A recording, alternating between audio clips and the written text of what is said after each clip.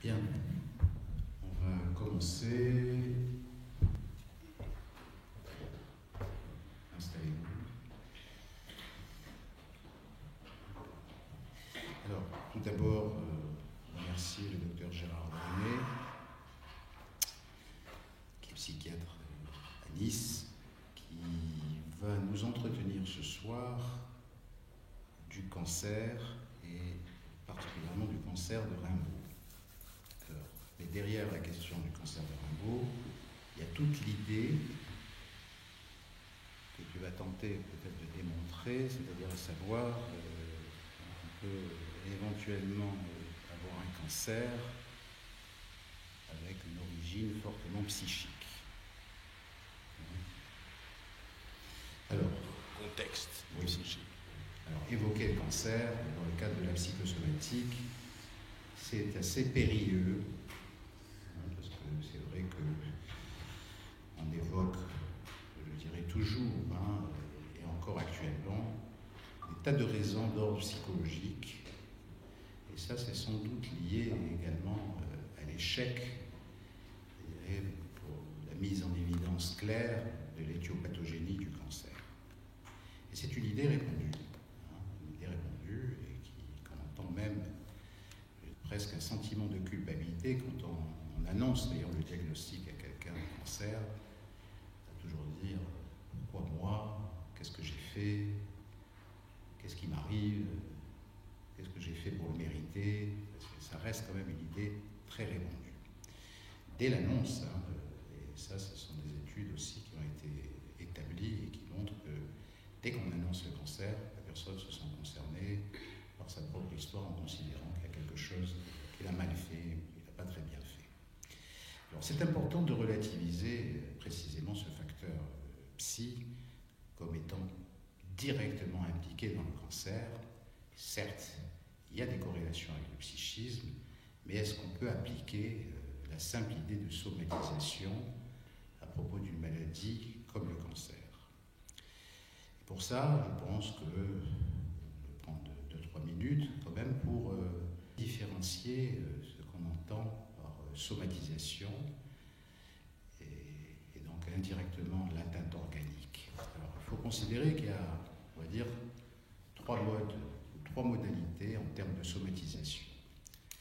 Il y a des somatisations qu'on peut nommer fonctionnelles, c'est-à-dire que ça va concerner la fonction de l'organe du corps, c'est-à-dire que ça n'est pas l'aspect lésionnel, c'est-à-dire c'est le fonctionnement qui pose problème, mais le fonctionnement, ça ne veut pas dire la lésion. C'est-à-dire, je peux avoir de la tachycardie ou de la bradycardie, mais ce n'est pas pour ça que mon cœur est malade.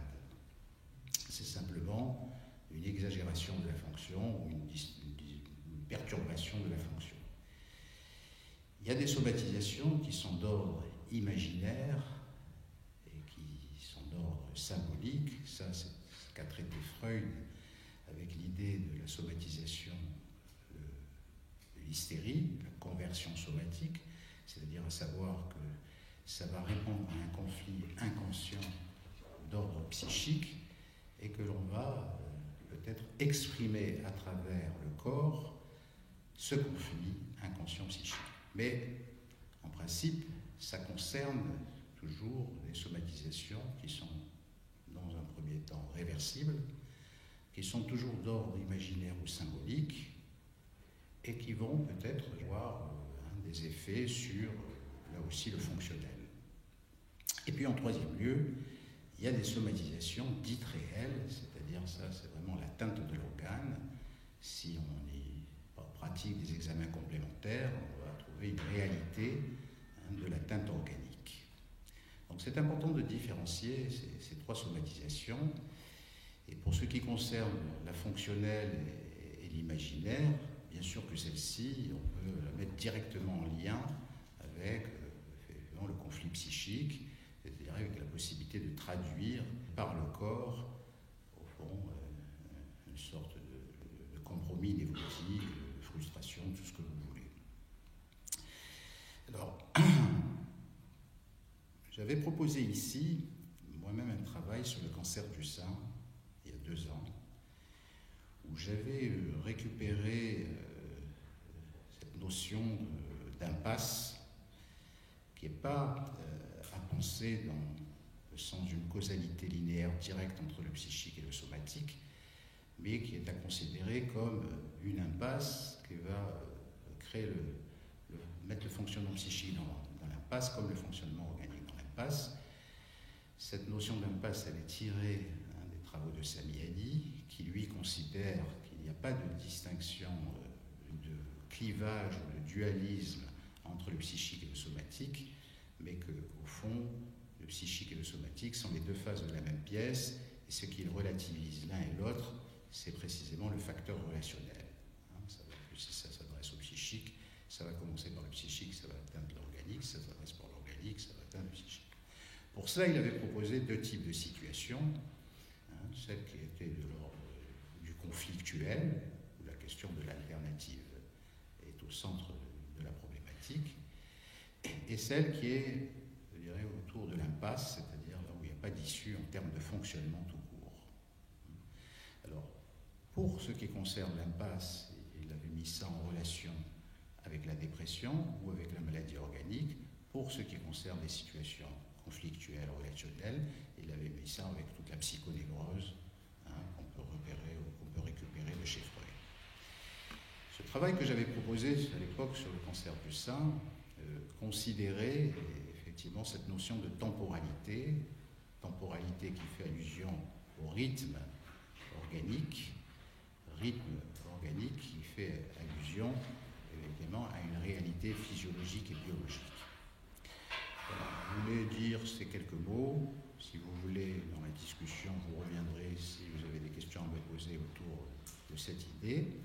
Mais pour résumer, ces notions d'impasse, pour les avoir travaillées, pour les avoir étudiées dans le cadre d'un centre de recherche, pour certains cancers, effectivement, on peut trouver quelque chose de l'ordre de l'impasse concentrique. L'impasse concentrique, c'est-à-dire qu'il y a un fonctionnement qui est pris dans l'impasse, mais qui trouve une solution, qui devient lui-même un problème, qui va devoir nécessiter de trouver une solution, qui va devenir un problème, comme si la personne finissait par être totalement enfermée par ces impasses et n'avait aucune possibilité de modifier ou de transformer la situation à laquelle il est confronté. Du coup, il y a une sorte d'épuisement et l'obligation d'en sortir, et c'est peut-être l'organisme qui s'en sort d'une certaine manière. Alors, cette idée, c'est vrai qu'elle était curieuse, mais elle s'avère vraie, parce que quand on a affaire à des gens qui découvrent le cancer, on s'aperçoit que quelque temps auparavant, ces gens-là avaient l'air de sortir de leur impasse, ou qu'en même temps, c'est comme s'ils avaient trouvé une solution à travers la maladie, mais malheureusement, c'est un autre problème qui maintenant n'est plus réversible et qui va atteindre la personne de manière très effective. Voilà. On va voir si chez Rimbaud, il y a cette notion d'impasse, plutôt que cette idée de penser qu'il en va du signifiant. Pour ma part, je suis assez un peu critique là-dessus. Mais sur l'histoire du signifiant, signifiant sans signifier, qui fait que voilà, on ne peut pas s'en défaire. Voilà. Mais ce que je veux dire par là, c'est que la psychanalyse a apporté l'éclairage, appliqué la notion de somatisation, y compris avec Lacan, avec le signifiant, c'est rester quand même dans le même thème, c'est-à-dire du psychique, qui fabrique du psychique corporel en quelque sorte. Et c'est un peu ça l'alchimie qui est difficile à comprendre ou à penser. Bon, d'abord on va écouter, je crois que c'est ça le plus important. On va laisser Reynaldo s'installer. Et on va laisser Reynaldo s'installer. Ça va permettre effectivement de céder la parole, de céder le micro. Veux-tu le micro ? Ouais, vous m'entendez si je parle sur le micro ? Oui, on t'entend bien. C'est correct ? Bon, ça m'évite de m'encombrer avec ce machin. Oui, je te remercie Daniel, je vous remercie d'être là. Avant de rentrer dans le vif du sujet, je voudrais juste préciser une petite chose quand même, c'est que tu as insisté sur le cancer de Rimbaud. On va en parler bien évidemment. Ce que je voudrais juste ajouter à ton propos, c'est qu'on n'est pas dans une dynamique de causalité dans cette histoire. C'est-à-dire que Il n'y a pas de cause psychique au cancer de Rimbaud. Il n'y a pas de cause psychique au cancer en général. Ce n'est pas une question de causalité, c'est une question, on va dire, de contexte. L'idée, c'est que le cancer, surtout, a vu les prouesses des cancérologues, c'est quand même une pathologie qui est assimilée à la mort. Et de ce point de vue, ce n'est pas vraiment un souci, parce que de toute façon, la mort, tout le monde meurt.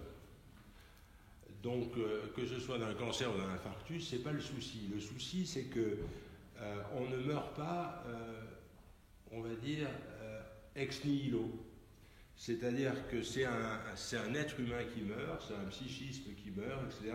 L'idée, c'est qu'on meurt dans un contexte particulier. Et ce qui est intéressant, et ce qu'on va voir à travers le cas de Rimbaud, si vous voulez, c'est que le contexte dans lequel survient le cancer de Rimbaud, en dehors de toute causalité, est un contexte très particulier qui donne un peu l'impression, peut-être n'est-ce qu'une impression d'ailleurs, qui donne un peu l'impression qu'en fait, il ne pouvait pas mourir d'autre chose que de ce cancer du fémur.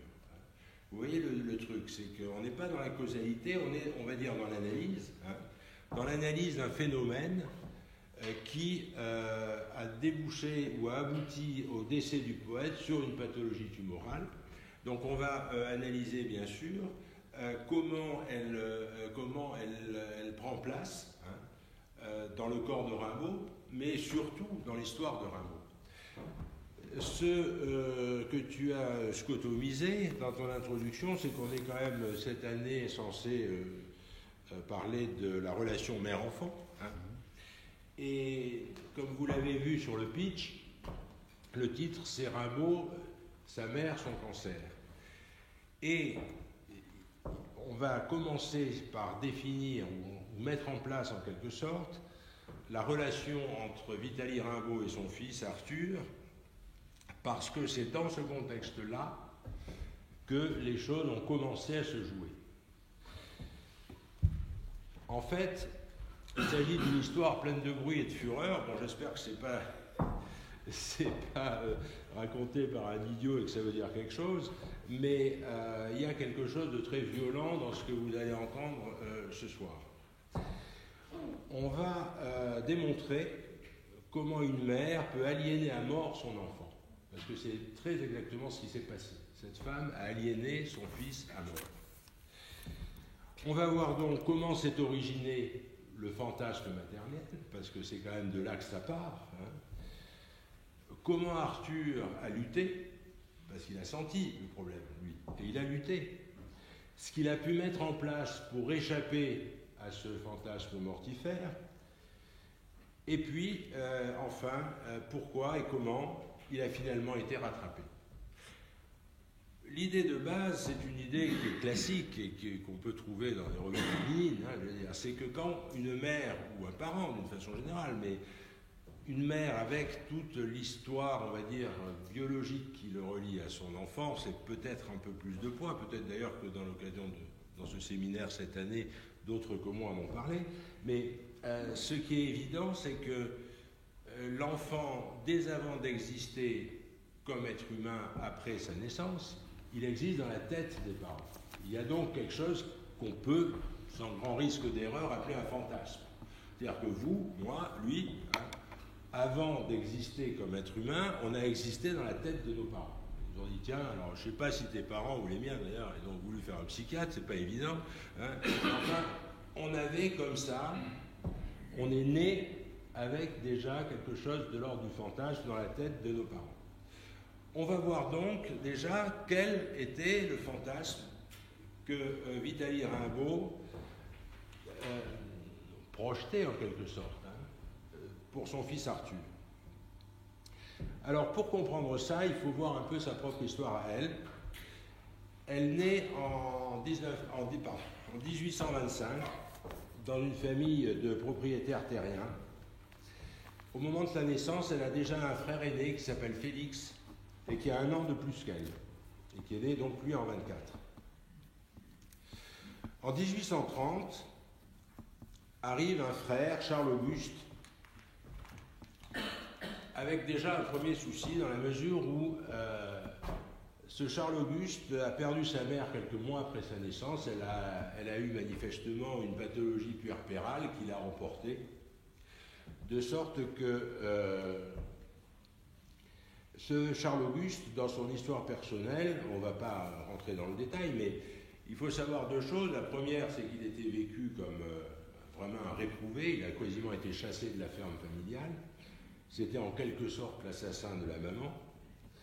Et ce qui ne l'a pas empêché, vous pourrez vous interroger, ça pourrait peut-être faire l'objet d'une conférence ultérieure, bien que, comme il a été complètement squeezé, c'est peu documenté, mais il faut savoir que ce Charles-Auguste, qui a objectivement été un bon arien, un alcoolique, bon, toujours est-il qu'il est mort à 94 ans en 1924, après avoir enterré toute sa famille, y compris les neveux, etc.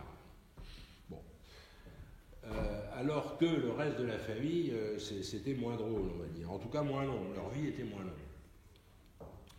Donc on se trouve à ce moment-là avec une mère qui meurt, deux enfants vivants, à 1 an d'intervalle, qui vont grandir une dizaine d'années dans une espèce comme ça de symbiose que vous pouvez imaginer, Félix et Vitalie, avec le père veuf, tout ce petit monde s'occupant de faire fonctionner la ferme. Tout ceci fonctionne jusqu'en 1841. Là, Félix a 17 ans et il part de la ferme, il s'engage dans l'armée pour échapper aux conséquences judiciaires d'un possible meurtre. Alors on ne sait pas exactement ce qu'il a fait, mais il en a fait des tonnes, parce que pour être obligé de s'engager dans l'armée pour échapper à la justice, il faut quand même, dès cette époque-là, c'est l'époque qu'on ne connaît plus maintenant, où quand vous faisiez un crime, vous pouviez entrer dans la Légion, ce qui vous permettait d'échapper à toute poursuite, etc. Là, en 1840, c'est la conquête de l'Algérie, elle n'est pas tout à fait finie, donc on a besoin, le statut militaire est encore tout à fait important. Donc Félix fait son crime, il s'engage et il disparaît. Il disparaît et il part en Afrique. Fait son crime. Et elle laisse donc... fait son crime. Son crime, il a fait un crime. Alors on ne sait pas exactement ce que c'est que ce crime, mais en tout cas, comme je l'ai dit, il en a fait assez pour devoir fuir et s'engager pour se mettre à l'abri de toute poursuite. Tu vois. Et il laisse donc à la ferme... ça, c'est le frère de la mère. C'est le frère de la mère. C'est le frère aîné qui a 1 an de plus. D'accord. Et Charles-Auguste, alors, c'était qui, Charles-Auguste? Alors, Charles-Auguste, c'est le petit frère. C'est le petit frère de la mère. C'est celui, genre, qui a tué... C'est le matricide, si tu veux. Ok. Donc, elle avait 2 frères. Donc, elle reste avec le petit frère Auguste, qui a 10 ans à l'époque, à peu près, son père, et elle, qui prend un peu les choses en main, parce que, bon, c'est quand même une forte femme. Elle a 16 ans déjà, donc tu vois, elle remplace un petit peu la maman décédée. Elle commence à être en âge de remplacer un peu la maman décédée. Elle s'occupe tellement de la ferme qu'elle se marie tard. Elle se marie en 1853 avec Frédéric Rimbaud, le père du poète, qui, vous commencez déjà peut-être à entrevoir les choses, à savoir qu'évidemment, c'est un militaire qui revient d'Afrique. Connu pour... Alors, Frédéric Rimbaud, c'est un militaire, c'est un officier, c'est un lettré. Il a écrit une grammaire arabe, il a écrit des textes sur la géographie de l'Algérie, etc. Et il se trouvait à Charleville en permission, on ne sait pas où. Il rencontre donc Vitalie Rimbaud, qu'il épouse en 1853. Et ils ont de suite, rapidement, un premier fils, Frédéric Rimbaud, mais qui s'appelle Frédéric aussi, mais c'est le frère aîné du poète, en fait. Et il faut savoir, ça va être le cas, je vais évoquer la fratrie, mais on ne reviendra pas trop sur le père, c'est pas trop utile, sinon que son absence, évidemment, n'est pas anodine, mais il faut savoir qu'il revient à la maison chez sa femme, donc, de temps en temps. l'armée à l'époque, ça a amené à beaucoup voyager, les permissions étaient rares, etc. À chaque fois qu'il revient, il passe 10 jours, il met son épouse enceinte, et puis ainsi de suite, jusqu'en 1860, où il disparaît. C'est-à-dire qu'en fait, ils divorceront jamais, mais il ne revient plus. Bon, voilà. Il a eu tous les enfants sont nés, il revient. Voilà. Donc, il revient peu de temps après, et il va faire un deuxième enfant, donc Arthur, qui va naître en 1854. Là, 1854, c'est une grande année. Pourquoi ? Parce qu'au printemps 1854, on voit redébarquer Félix, qui était parti depuis donc 12 ans, qui avait disparu, et un printemps, il arrive, complètement genre Clodo, quoi. Hein. Il arrive à la ferme. Et il reprend les choses en main. C'est un type qui manifestement a été très investi dès son retour, par sa sœur, bien sûr. Le père est vieillissant, Charles-Auguste, il est un peu à l'ouest, et il reprend les choses en main. Pendant ce temps, sa sœur Vitalie est enceinte d'Arthur Rimbaud, qui naît en octobre 54. Félix arrive au printemps, Arthur naît en 54, et début 55, pour une raison qu'on ignore, Félix meurt. Il a 31 ans, 32 ans, il meurt. Alors là, évidemment, il y a quand même quelque chose qui commence à percuter dans la tête de Vitalie. C'est-à-dire qu'elle a manifestement investi ce frère qui disparaît. Elle le remplace par un militaire revenant d'Algérie. Le frère réapparaît, Rimbaud, Arthur naît, et le frère redisparaît. Et elle est là, dans son truc, vous imaginez cette femme. Alors, on voit ainsi se structurer chez Vitalie l'image d'un mâle idéal, en quelque sorte, l'image d'un mâle qui serait militaire, voyageur et africain. Son frère, son mari, retour du frère, disparition du frère, avec le bébé Arthur qui est là. Et qui est évidemment, on va dire, la cible du fantasme. Parce que le fantasme, il faut se représenter un machin à cliquer, si vous voulez. À chaque fois, on met un cliquet. Alors, chaque départ, chaque militaire, si vous voulez, ça lui met une couche. Et finalement, elle se retrouve sans rien, sauf le petit Arthur, qui est là, et qui est arrivé, on va dire, juste à temps pour remplacer le tonton qui redisparaît. Cela dit, rien dans, on va dire, dans les écrits qui nous sont restés de Vitalie, ni dans ce qui est décrit de son comportement par les enfants, ne laisse voir ce qu'elle a pu exprimer de cet ordre-là elle-même. En fait, autant cette affaire de fantasme, je veux dire, ça vous amène peut-être à la percevoir comme une femme comme ça, qui est dans le désir, qui est dans l'attente, qui est dans le truc, alors qu'en fait, dans la réalité de son comportement quotidien, c'est un genre d'obsessionnel limite parano. C'est-à-dire qu'il y a des photos d'elle que vous pourrez regarder sur Google, c'est quelque chose. Je veux dire, elle est austère, elle est un peu moche, elle a l'air balèze, enfin ouais, je veux dire, une espèce de femme à la folle gauche un peu, si ça vous parle. Donc rien évidemment d'érotique, rien de, tu vois, sévère, genre sévère mais juste, on va dire. C'est pour ça que dans le pitch, je vous disais qu'elle apparaissait comme un surmoi beaucoup plus féroce qu'obscène. Et en fait, elle va élever ses enfants dans la rigueur, dans le devoir, dans la religion, enfin ouais, je veux dire. Bon. Alors, elle a 5 enfants. Elle a 5 enfants qu'elle élève avec soin et rigueur. Il manque de rien. Il y a des photos de Frédéric et Arthur, au moment de la communion, ils ont le petit truc marin avec le col, les cheveux lissés à l'eau sucrée, comme ça se faisait à l'époque.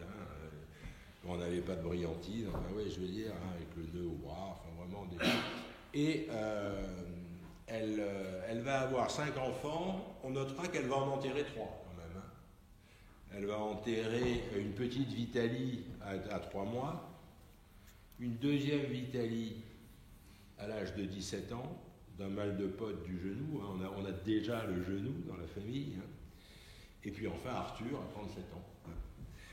Et les 2 qui vont rester, à savoir Isabelle et Frédéric, l'aîné, eux, et contrairement à Arthur, ils vont être complètement, on va dire, dans la soumission. Mais dans une soumission différente, c'est-à-dire que Frédéric, lui, va se soumettre vraiment au fantasme.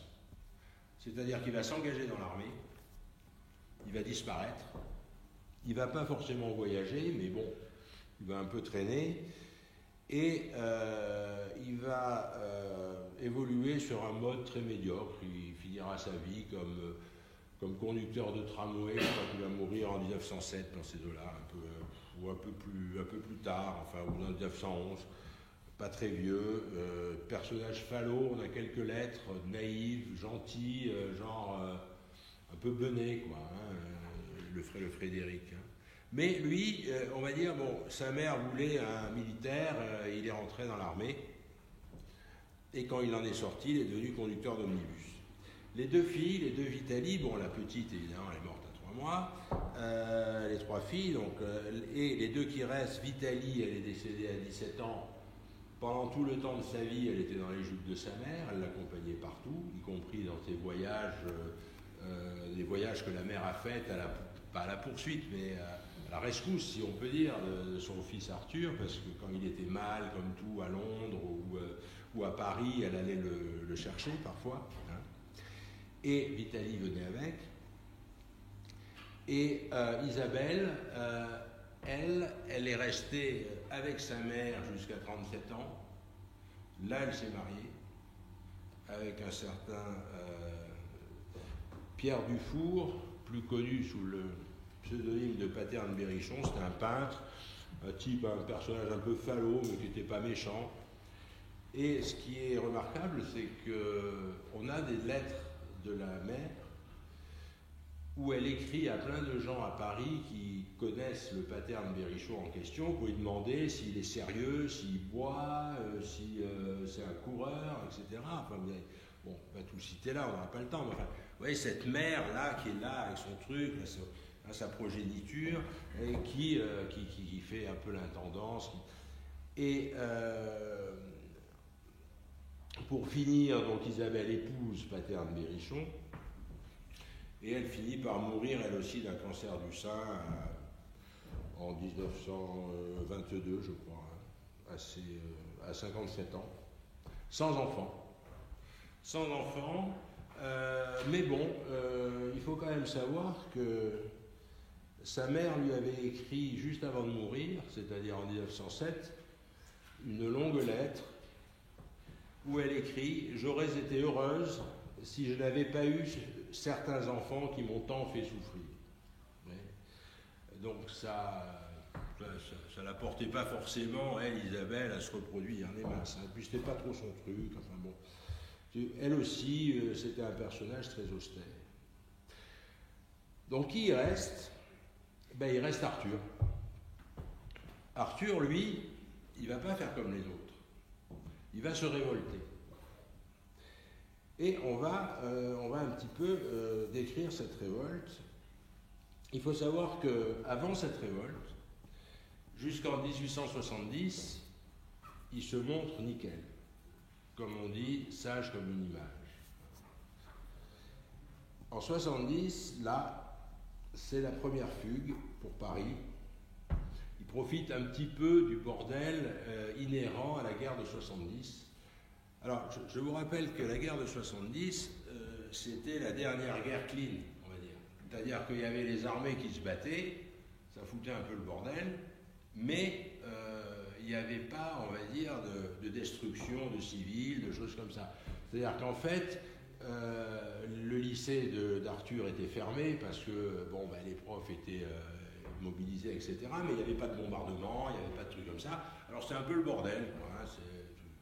Rimbaud, il ne pouvait pas aller en cours, alors donc il lisait la bibliothèque de Charleville, il se faisait prêter des livres par un de ses profs, enfin il était en classe de rhétorique à l'époque, ce qui correspond à la terminale. Et donc, si vous voulez, il y a une espèce d'ambiance, on va dire, un peu délétère due à la guerre, mais il n'y a pas de danger militaire vrai. Hein. À Charleville, il n'y a pas eu d'occupation, ou très peu, enfin il n'y a pas eu de problème comme ça. Ça a chié un peu à Paris et dans l'Est pendant la guerre de 70. Mais en moins d'un an, c'était bâché, Napoléon III s'est fait toller, quoi. Donc, ça a créé une condition, on va dire, de possibilité de cette errance, en quelque sorte, hein, débutante de Rimbaud. Donc là a commencé la révolte. Et alors, on va détailler cette révolte, c'est-à-dire qu'on va voir comment elle a fonctionné dans ces trois registres que sont le symbolique, l'imaginaire et le réel, hein, comme on l'évoquait tout à l'heure. Bon, alors là, je voudrais vous faire un petit rappel à propos de ça, dans la mesure où c'est important de voir, pour comprendre un peu comment toute cette histoire s'est enchaînée, comment il y a des aspects qui vont intéresser tel ou tel registre. Hein. Donc, je vais vous préciser un petit peu dans quel contexte je vais inscrire mon discours à ce propos-là, parce que, on a écrit des tonnes là-dessus, il y a évidemment des temps auxquels pas grand monde comprend grand-chose, etc. Mais enfin, on ne va pas aller jusque-là, on va en rester à Freud, parce que c'est quand même lui qui a posé les bases de ça et de façon très claire. On va en rester à Freud, qui décrit ces trois registres, qui individualise ces trois registres avec ce qu'il appelle le jeu de la bobine, ou le jeu de Forda, hein, ça doit vous parler. Le truc, c'est quoi? C'est que ça met en évidence le réel. Le réel, c'est le cas de figure où la mère est absente. Alors, vous représentez le bébé dans le berceau, là. Et dans un premier temps, il est confronté au réel. La mère est absente. Alors là, c'est la panique, il braille, et on ne peut plus, on ne sait pas ce qu'il pense ou ce qu'il ne pense pas, mais en tout cas, à l'évidence, à l'observer, il panique. Là, il est confronté au réel, il n'a aucune maîtrise, il n'a rien, c'est son statut de nourrisson qui est objectivement né prématuré par rapport à n'importe quel poulain, et qui, si on ne s'en occupe pas, il meurt. Et ça, il le sait. Hein. Donc, il panique. Et puis, au fur et à mesure qu'on va dire, il se grandit et qu'il se myélinise, ça se corticalise là-dedans, donc il accède à l'imaginaire. Et Freud, ce qu'il nous dit, c'est que à ce moment-là, il réagit positivement au jeu de la bobine. C'est-à-dire que sa mère lui file une bobine attachée à un fil, et le gamin, il jette la bobine, il retire la bobine, et quand il perd la bobine, il commence à gueuler, là, genre style. Et puis quand il tire la bobine et qu'il voit réapparaître la bobine, alors là, son visage s'éclaire. Donc on a déjà l'imaginaire en tant qu'il a une image maternelle. Parce que la bobine, c'est l'image maternelle. Ça, c'est Freud, hein. Si vous n'êtes pas content, vous me téléphonez. Mais moi, hein. Et on voit déjà qu'il y a une maîtrise, hein, qui se fait. Et il y a un troisième stade où se structure le registre du symbolique, c'est qu'en même temps qu'il éloigne et qu'il rapproche la bobine, il va dire forte, c'est-à-dire loin, en allemand, et da, quand il retire la bobine. Et on s'aperçoit qu'au bout d'un moment, forte et da, ça représente la bobine, qui représente la mère, et il suffit qu'il entende forte ou da pour qu'il se calme. Les trois registres sont en place. Évidemment, ça pose des problèmes. Et c'est ces problèmes-là auxquels on va se confronter, nous, maintenant, dans la suite de l'exposé. Le premier problème, c'est que c'est un processus irréversible. On ne peut pas revenir en arrière, c'est-à-dire qu'on ne peut pas désapprendre à parler. Ce n'est pas possible. C'est-à-dire quand vous allez gérer, on va dire, le monde sur ce mode, parce que vous êtes un être humain doué de parole, c'est mort. Vous ne pouvez plus jamais vivre le monde comme votre chien, votre chat ou votre perroquet. C'est mort. Le deuxième problème, c'est que le réel, si angoissant pour le nourrisson, est perdu à jamais. Cette perte, ça constitue très précisément ce qu'on appelle la castration symbolique. C'est-à-dire le mot tue l'objet. Et, je vous le rappelle, c'est irréversible. Le mot tue l'objet. Et il nous reste la réalité, dont Lacan dit que du réel, elle n'est qu'une grimace, en fait. De façon un peu moins péjorative, on va dire, c'est la caverne de Platon. On voit que des ombres. Ce réel-là, que le mot a tué, auquel on n'a plus accès, il n'empêche qu'il est toujours là. Et ça, c'est le point nodal de la psychosomatique. Parce que ce réel, il reste réel, effectivement, et il reste actif. Sauf que nous, on a en plein à 10 000, quoi. C'est-à-dire, quand vous avez décollé en avion, il se passe toujours des choses par terre, mais vous n'en savez plus rien. On en est un peu à ce niveau-là. Alors, cette histoire de distinguo entre réel entre réel et réalité, je vais vous la faire toucher du doigt parce que c'est très important, il faut les sentir, ces choses-là. C'est très simple. On va passer par les maths, mais alors d'un niveau très simple. Vous allez faire ce que faisait Einstein, parce qu'il manipulait des trucs un peu compliqués.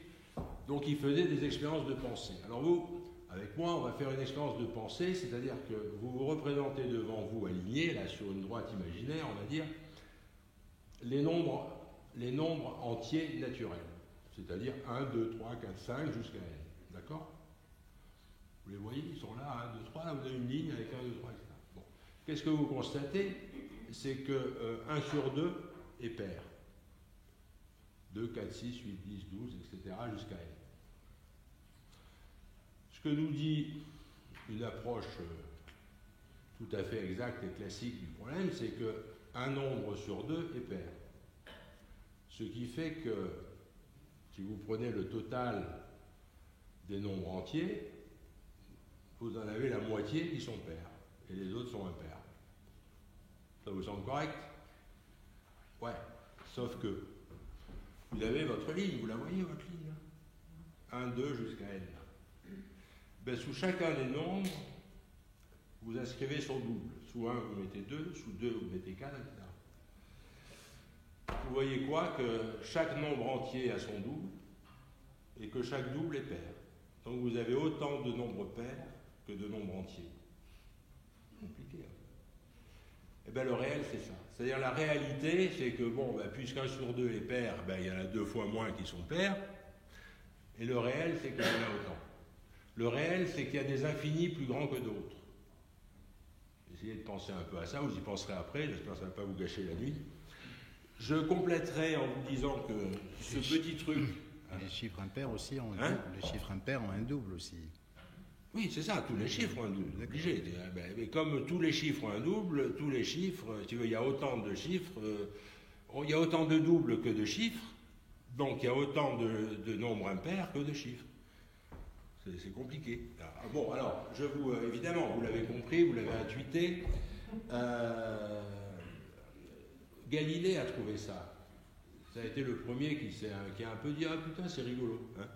Mais il n'a pas cherché plus loin. Il y en a un qui a cherché plus loin, c'est Cantor, qui a créé à la fin du 19e siècle la théorie des ensembles, dont on a peut-être un souvenir un peu sordide. On était en terminale, enfin moi en tout cas. Bon. Eh bien, vous ne serez pas étonné, évidemment, avec ces histoires d'infini plus grand que d'autres et compagnie, qu'il est mort à l'asile. Hein. Il est mort fou. Voilà. Bon. Donc, et oui, parce que vous comprenez ces histoires de réel, là, c'est pas n'importe quoi. Moi, je vous le présente sur un mode un peu sympathique, parce que j'ai un bon fond. Mais si vous vous y mettez vraiment, vous allez tomber sur des trucs, c'est pas piquer des hannetons. Hein. Et l'autre, alors on va venir à ça quand, évidemment, à cette histoire de réalité et de réel, quand il va s'agir de voir de plus près cette histoire de cancer de Rimbaud.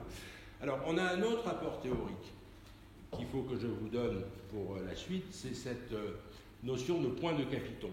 Là c'est pour le coup, c'est Lacan qui a développé ça. Le point de Capiton, c'est défini comme le point où le signifiant colle au signifié. Alors, c'est pas constant, mais il y a des trucs comme ça. Hein. il faut le voir. Alors c'est pas normal puisqu'on a dit que le mot tue l'objet. Normalement il y a la barre, hein, la barre, un petit S sur grand S, c'est la barre, et la barre elle est infranchissable. Sauf que il y a des points dits de capitons où la barre est franchie. Alors je vous ai donné une analogie de maths pour cette histoire de réel et de réalité. Pour les points de capitons, je vous donne une analogie physique, à savoir les tunnels quantiques.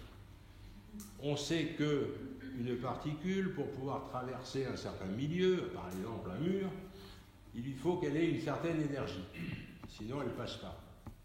Et bien il y a des cas qu'on appelle des tunnels quantiques où malgré une énergie insuffisante, la particule va traverser.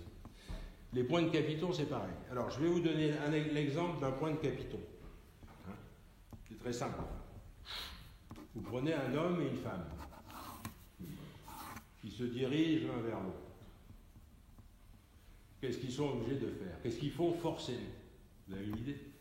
Ils dirigent l'un vers l'autre. Ben, ils convergent. C'est ça le point de capiton.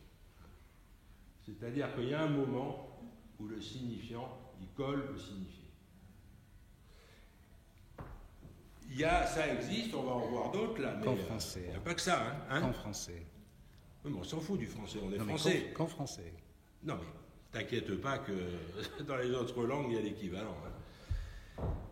Et voilà, alors, ces deux notions-là, réalité réelle et ces points de capitons, c'est ce qui va nous permettre, si vous voulez, de trouver une place au cancer de Rimbaud dans l'histoire de Rimbaud, dans le discours qui constitue l'histoire de Rimbaud. Alors donc, maintenant qu'on a mis ces trucs théoriques en place, on va aborder vite fait la révolte symbolique, la révolte de Rimbaud contre le fantasme de sa mère sur un mode symbolique. Alors ça, c'est un truc très particulier qui, bon, si vous ne connaissez pas les textes, mais je voulais vous en faire un résumé, mais ce qui est intéressant, c'est que c'est très bien détaillé par Rimbaud, en fait. C'est décrit et détaillé dans deux lettres, l'une à Isambard, qui était son prof, et l'autre à Paul Démény, qui était un ami poète, qu'on a appelé depuis les lettres du voyant. Et il a écrit ça à 2 jours d'intervalle en mai 71, le 13 mai et le 15 mai, hein, et il met « Je veux être poète, je travaille à me rendre voyant. Il s'agit d'arriver à l'inconnu par le dérèglement de tous les sens. » C'est-à-dire qu'il voit bien que cette histoire de réel, c'est ça qu'il vise, hein, le voyant, le voir, hein, mais presque au sens quasi chamanique. Hein. Je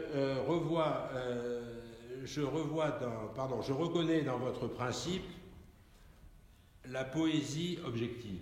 La poésie objective. Parce que le projet, il est là, de retourner. C'est-à-dire, en fait, il se bat contre la castration, hein, parce que c'est ça qui est en question, c'est ça qu'il est question. Il se bat contre la castration, qui revêt un tour symbolique en disant je veux faire de la poésie objective. C'est-à-dire, je veux que, à travers le mot, je veux retourner à l'objet. Là où le mot a tué l'objet, moi je veux retourner à l'objet. On voit bien qu'il y a là une remise en cause de la castration symbolique. Il s'agit par le mot de retrouver l'objet, de retourner à l'objet. Plus précisément encore, il exprime dans ces deux lettres la souffrance d'être agi, parce que ça s'inscrit, s'il se bat contre ce truc-là, c'est pas par hasard, c'est parce qu'il sent il faut se le représenter un petit peu à ce moment de sa vie, dans la position, si vous voulez, du gladiateur qui a affaire à un rétiaire. Le rétiaire, c'est celui qui a un trident et un filet, hein, et puis qui se bat et lui, il s'est pris le filet de la mer sur la gueule, il est comme ça, et puis il essaye de se débattre pour ne pas se prendre un coup de fourche. Il se débat, et il écrit cette phrase, je veux dire, je est un autre. Alors, je est un autre, je vais vous l'écrire tel que Rimbaud l'a écrite, parce qu'il faut quand même... Il a écrit ça, lui.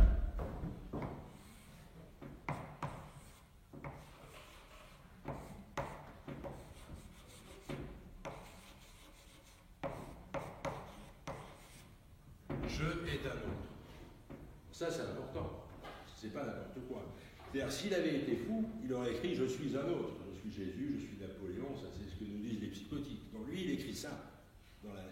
Il écrit dans les 2 lettres que j'ai citées, il l'écrit d'ailleurs, je est un autre. Alors, pourquoi il a écrit ça? Il a écrit ça, c'est vrai, parce qu'il n'est pas fou, mais il a surtout écrit ça, parce que là, il y a aussi un effet de signifiant, parce que c'est ça qu'il faut dire. Je est un autre. Et la deuxième partie de la phrase, c'est on me pense. Je est un autre, on me pense. Donc, il sent qu'il est pris là, le mec. Bon. Donc il se bat. Alors, je est un autre. On peut se demander, vous pouvez vous demander, quel est cet autre qu'il est, hein? C'est Félix. Hein? C'est Félix. Félix qui, je veux dire, qui est là à le bouffer, quoi. C'est-à-dire que sa mère et son fantasme, maintenant, tu pars en Afrique, nanana, hein, et l'autre, je veux dire, il dit, attends, c'est quoi ça, quoi? Moi, j'ai pas envie de ça. Hein. Mettez-vous à sa place, vous êtes un être humain, vous avez commencé à être adolescent, vous commencez à avoir envie un peu de parler en votre nom, et puis vous avez l'autre folle, là, qui est là, avec son putain de frère africain qui a disparu, qui est mort, vous n'avez pas envie de ça. Et il se bat, et il lutte. Si vous avez un doute, éventuellement, vous avez le droit, sur cette interprétation que je vous fais là, c'est de savoir que dans ce jeu est d'un autre, c'est Félix qui est visé, il faut savoir qu'il a écrit ailleurs, dans un... Je crois que c'est dans la saison en enfer, oui, c'est dans la saison en enfer, je confirme, je me suis séché à l'ère du crime. Quel crime, hein? Il y a 2 options. Ou bien c'est celui de Félix, ou alors c'est le sien. Parce qu'il faut savoir, et on va le voir sous peu, en 1880, Rimbaud était contremaître à Chypre dans une carrière et il a dû partir en toute vitesse parce qu'il avait, suite à une bagarre avec un ouvrier, c'était un caractériel, Rimbaud, c'était un violent, hein, pas un mec sympa, hein. Et il serait question qu'il l'ait tué, ce pourquoi il s'est embarqué pour Aden, où il est resté jusqu'à la fin de ses jours. Donc ce crime-là, hein, il y a eu 2 crimes. Hein, vous voyez jusqu'où ça va dans le... Parce que là, on est dans la clinique, là, comme on dirait en tant que médecin. On n'est pas dans l'histoire, enfin on est un peu dans l'histoire, mais tu sais, c'est clinique ce truc-là. On a affaire à un type qui est aux prises, hein, avec quelque chose de l'ordre de la pathologie quand même. Hein. On peut t'interrompre là? On peut non. On te laisse finir, d'accord. Mais tu peux noter, à moins que ce soit une urgence. Honnêtement, si t'es complètement paumé, alors là je veux bien, vous, mais bon, je pense pas quand même, hein, je parle français. Bon. Donc, où on en est là? On en est où justement il y a ces phrases-là. Un jeu est un autre, hein, là ça c'est un peu une interprétation, mais bon. Alors, cette révolte symbolique s'explicite aussi dans une saison en enfer. Ça, c'est la saison en enfer, c'est un peu, on va dire, globalement, un constat d'échec déjà. C'est-à-dire qu'il est, si vous voulez, si on se représente comme ça, la révolte monte, il est de pire en pire, et puis finalement, il se calme, et puis finalement, il réalise qu'il ne s'en sortira pas, et il écrit la saison en enfer. Et il reste donc une sorte de bilan, hein, qui apparaît comme un échec, où cette révolte apparaît comme un échec, où il écrit, « Parents, vous avez fait mon malheur et vous avez fait le vôtre. » Et là, il reparle de ces projets qu'on a évoqués, de révolte symbolique. « Je m'habituais à l'hallucination simple, j'expliquais mes sophismes magiques avec l'hallucination des mots. J'ai essayé d'inventer de nouvelles fleurs, de nouveaux astres, de nouvelles langues. » Il a tenté, de se sortir de là, de ce piège. Hein. Et enfin, il conclut en disant « Je suis rendu au sol, avec un devoir à chercher et la réalité rugueuse à étreindre. » Donc on voit bien que la révolte symbolique, elle a foiré. Il n'a pas trouvé une nouvelle langue, il n'a pas retrouvé l'objet au-delà du mot, il a tout raté. Et là, il est résigné en quelque sorte. Mais il n'est pas encore parti. Alors, si on veut être complet, je vous citerai que cette révolte s'exprime aussi dans des correspondances qu'il a fait à des amis de collège, à des choses comme ça, où il n'arrête pas de se plaindre de sa mère, etc. Et pour finir, pour être complet, hein, pour vraiment, si vous voulez, un petit peu considérer l'état de Rimbaud, l'état d'esprit de Rimbaud à cette époque-là, on va citer une phrase dans une lettre où il se plaint de sa mère, justement, à son professeur, et il écrit, mais, alors le contexte, c'est que sa mère voulait, c'était pendant cette histoire de lycée fermé pendant la guerre de 70, on est là en 71, hein, ou même en, oui, je ne sais plus, 71, 70, et sa mère le bassinait pour qu'il travaille, tu ne peux pas rester à traîner, il faut bosser, nana. Donc il avait trouvé finalement à s'employer comme grouillot, en quelque sorte, au Courrier des Ardennes, qui était le journal local. Et là, il dit donc à son prof, « Mais j'ai apaisé la bouche d'ombre pour un temps. » Alors, la bouche d'ombre. Quelque chose, la bouche d'ombre. Alors, la bouche d'ombre, évidemment, c'est une métaphore qui est empruntée à Hugo. Hugo qui écrit ce que dit la bouche d'ombre, un poème des contemplations, c'est un poème un peu indigeste d'ailleurs, etc. Mais la bouche d'ombre, métaphore intéressante parce que moi, elle m'a fait penser à Boris Vian. Vous voyez ce que je veux dire? Parce que Boris Vian, dans une nouvelle des Fourmis, il met en scène un mec qui est malade, il a la crève, genre, hein, il transpire et tout, nani, nana, bon bref, et il a une logeuse, il vit seul, dans un espèce de studio, probablement, je ne me souviens plus, et sa logeuse lui porte une tisane un jour.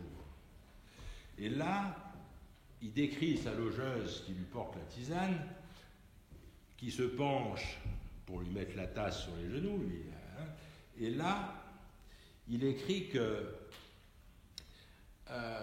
quand elle se penche à son chevet, il perçoit, par l'entrebâillement du peignoir, le violent fumet de son mystère barbu.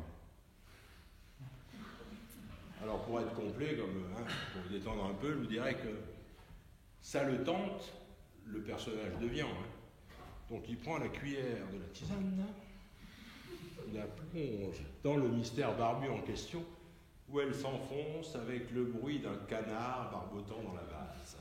Et moi, mesdames, c'est Boris Vian. Voilà. Alors, pourquoi je vous pointe ça? Parce que quand même, cette histoire-là, vous voyez ce livre, cette bouche d'ombre, il y a quelque chose de d'Oedipien là-dedans. Vous comprenez?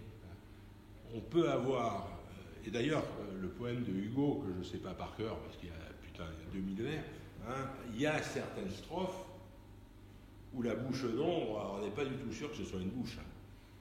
Vous ne l'avez pas en tête, c'est un poème peu connu, mais quand vous le lisez, c'est assez impressionnant.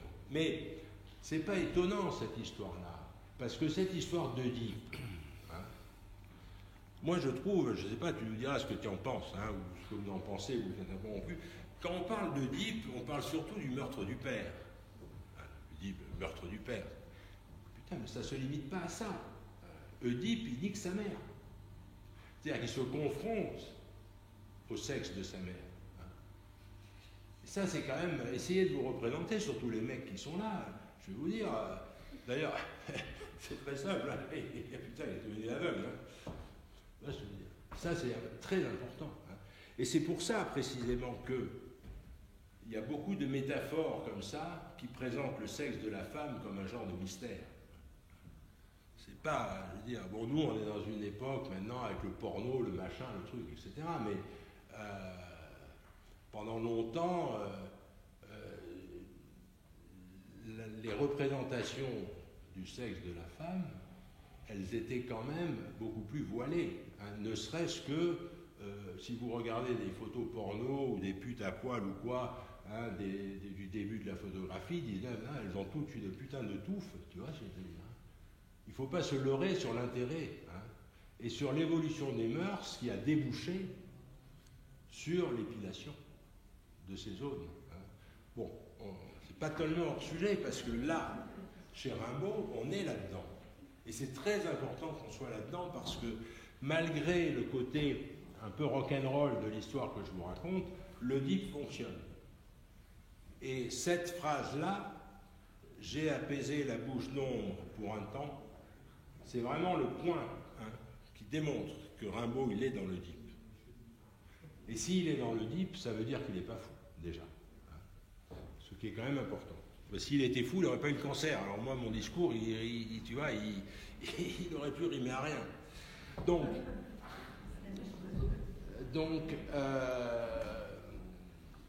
on a vu qu'il était, disons qu'au niveau symbolique, il nous donnait quelques clés quand même, hein, les clés de sa révolte, les clés de l'Oedipe qui persiste. Et maintenant, on va voir au plan de l'imaginaire de Rimbaud comment ça fonctionne, cette révolte. Alors là, c'est plus simple.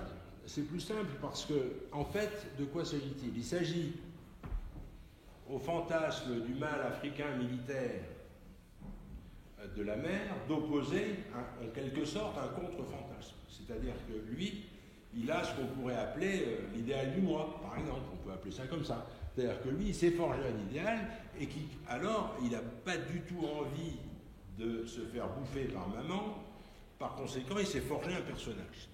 Et dans son imaginaire, c'est le poète, le voyant. Hein, et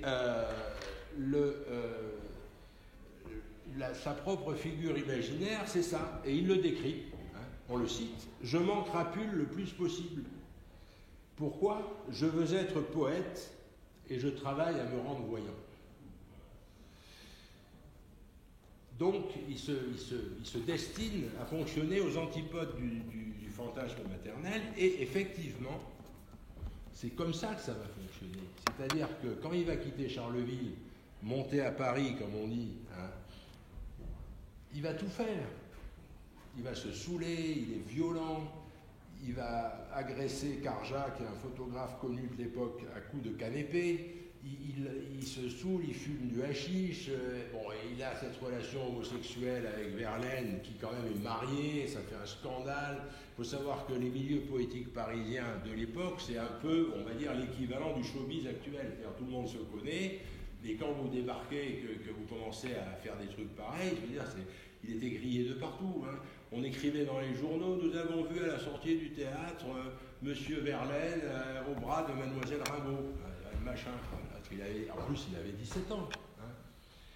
Et alors, c'est une période qui a pratiquement pas duré, hein, en fait. Hein, il a duré quoi? Un an et demi. Après, c'est parti en live. Mais, le personnage qui cultivait à cette époque-là, c'était la réalité du Rimbaud de cette époque-là, et c'était en tout cas l'exact contrepoint du fantasme de la mer, qui, elle, voyait plutôt le militaire. Cela dit, c'est un échec. Ça n'empêchait pas sa maman d'aller le chercher quand il partait en live complet, et lui-même, quand il était trop mal, de retourner se faire coucouner à Roche. Hein. Donc, tu vois, les ponts n'étaient pas complètement coupés. Et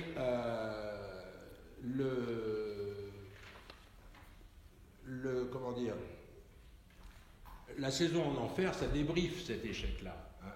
C'est-à-dire qu'il parle de sa relation avec Verlaine en disant « j'ai aimé un port ouais, », que des trucs comme ça. Quoi, hein. Bon. Et là.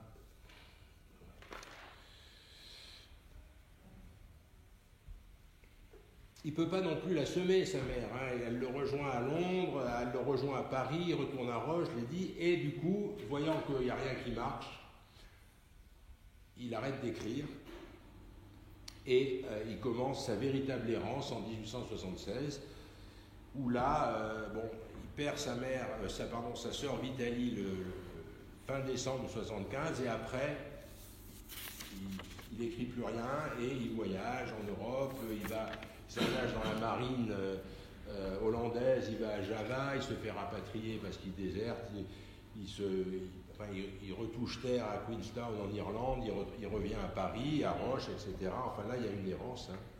Il y a une errance un petit peu genre mouvement brownien en quelque sorte. On voit hein, comment, dans ce contexte-là, déjà, il commence à rentrer dans le rang. C'est-à-dire déjà, il bouge. Quoi, hein. Au lieu d'aller se saouler à Paris, il bouge, il voyage de partout. Et pour finir,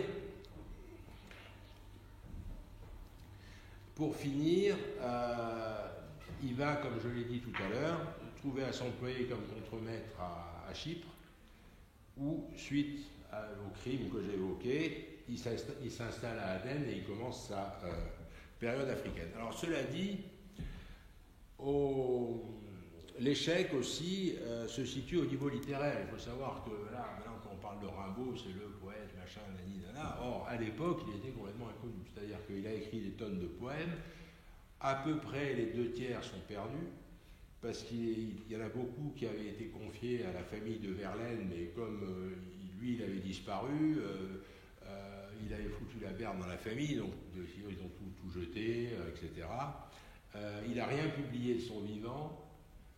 En tout cas, il n'a rien vendu de son vivant. Il a publié chez un éditeur belge La saison en enfer, mais comme il n'a jamais payé les épreuves, l'éditeur a tout gardé, sauf quelques exemplaires que Rimbaud a ramenés et a distribués à des amis. Le reste a été retrouvé en 1901, je crois, impayé chez l'éditeur. Donc une trentaine d'années après.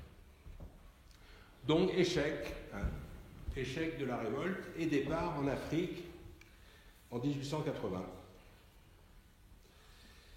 Là, il a commencé à devenir l'Africain de maman. Au niveau de ce moment, le fatum exigé par le fantasme maternel se réalise enfin. Il est dans les déserts arabiques, sage comme une image, de nouveau à faire du commerce de casseroles, de quincaillerie, au bout du monde, et engrangeant les thalers, comme il engrangeait, quand il était au lycée, les prix de collège, les prix de toutes sortes. Donc là, il fonctionne en Afrique, mais vraiment donc, un type très, très rigoureux. Alors il râle, etc., mais il correspond avec sa mère et avec sa sœur. Les lettres qu'il écrit sont évidemment d'un excellent français, mais il n'y a aucune recherche poétique, il n'y a pas de... Et quand on l'interroge, parce qu'il y a quand même des gens qu'il avait plus ou moins connus et qui passent parfois par là, et qui disent, mais c'est pas le Rimbaud, là, qui était à Paris et tout, qui écrivait des poèmes, et il a cette phrase, absurde, ridicule, dégoûtant. Ça, c'est des choses qu'il prononçait dans des bars d'Aden ou du Harar. Donc, il a complètement renié ce truc-là. Alors,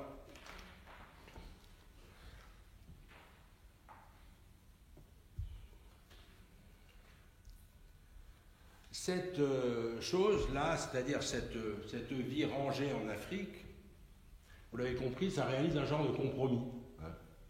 C'est-à-dire que dans un sens, il échappe à sa mère par la géographie, il met 10 000 bornes entre elle et lui, mais dans un autre sens, il s'inscrit dans son fantasme en étant de nouveau l'enfant sage qui gagne sa vie, qui fait tout bien et qui a ce comportement très obsessionnel. Mais le problème, c'est qu'il n'en est pas quitte avec le fantasme maternel, parce qu'il y a quand même un retour, et il y a une mort chez Félix. Donc, ça dure 10 ans quand même. Et là, on va voir se déployer toute la différence entre la réalité et le réel. Les 3 coups du dernier acte sont frappés dans une lettre du 10 août 1890, où il annonce son retour et son mariage pour le printemps 91. Il confirme ça le 10 novembre 90, un an jour pour jour avant sa mort. Il est mort le 10 novembre 91, par lettre toujours, il confirme ça à sa mère. Il fait allusion à une réponse de sa mère dans l'intervalle, mais qui a été perdue, donc on ne sait pas ce qu'elle a répondu. Mais cette histoire d'annonce de mariage, là, c'est quand même pas anodin. Pourquoi ? Parce que, je ne vous en ai pas parlé, mais il n'y a jamais eu de femme dans la vie de Rimbaud, à part une Abyssine avec qui il aurait plus ou moins fricoté entre Aden et le Harar, mais qui finalement, qu'il a finalement renvoyé par le poutre, et il met je ne pouvais plus supporter cette mascarade devant moi. C'est une histoire comme ça, enfin il en parle vraiment comme bon. Mais autrement, il n'y avait rien. Alors c'est vrai, dans sa poésie, il évoque quelques personnages féminins, mais chaque fois, c'est des personnages des personnages un peu sordides, quoi. Hein. Je veux dire, si vous évoquez par exemple la Vénus à la Diomède, qui est un poème où décrit une espèce de nana plus ou moins flétrie dans une baignoire, hein, et qui se termine, et tout ce corps remue étend sa large croupe, belle hideusement d'un ulcère à l'anus. Tu vois l'idéal féminin, quoi. Hein, ouais, bon. Voilà, alors, bon, on n'imagine pas, quoi, ce truc-là. Hein. La compagnie des femmes m'était interdite. Alors là, la théorie, elle nous dit de nouveau, mais c'est pour ça, moi quand j'avais fait mon mémoire de psychiatrie sur Rimbaud à l'époque, j'avais développé l'idée qu'il avait une structure obsessionnelle. Bon. Parce qu'il a passé sa vie sous le coup de ce que la théorie appelle un interdit de jouir. Hein, la dynamique obsessionnelle, c'est ça, l'interdit de jouir. Il faut tout verrouiller, on ne jouit pas, bon, bref. Et lui, c'est un peu ça, ça se retrouve dans toute sa poésie, hein, dans ses écrits poétiques. C'est-à-dire la compagnie des femmes m'était interdite, ou alors c'est des trucs du style leurs seins crasseux dehors, ces mangeuses de soupe, enfin il y a des trucs comme ça, quoi. Bon, et puis tout d'un coup, il se marie. Alors là, il y a un double problème, c'est que ça tranche avec son histoire personnelle, ce qui n'est jamais anodin, mais surtout, je veux dire, et la bouche d'ombre alors, hein, la bouche d'ombre, qu'est-ce qu'elle va devenir, hein, la bouche d'ombre? Alors on ne sait pas comment elle a réagi, la bouche d'ombre, à la lettre de d'août. Toujours est-il que en février 91, on a les premières manifestations des symptômes du cancer. J'ai à la jambe droite des varices qui me font souffrir beaucoup. La réalité du cancer de Rimbaud commence là, par cette phrase, dans cette lettre. J'ai des varices à la jambe droite qui me font souffrir beaucoup.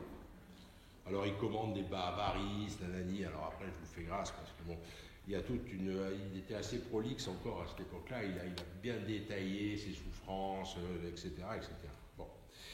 Mais en fait, et c'est là que les choses deviennent quand même intéressantes, c'est que la réalité du cancer de Rimbaud, ça va être comme mes histoires de nombres pairs et de nombres entiers. C'est-à-dire que bon, on les repère là, hein.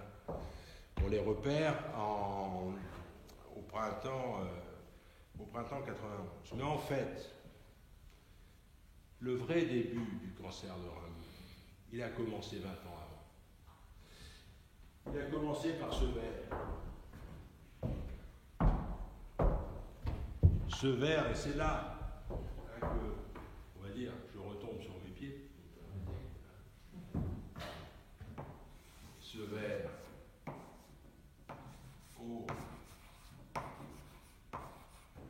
que ma quille éclate.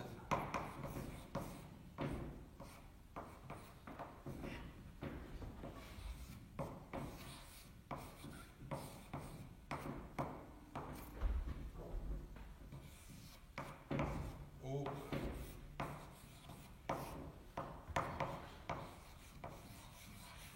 que j'aille à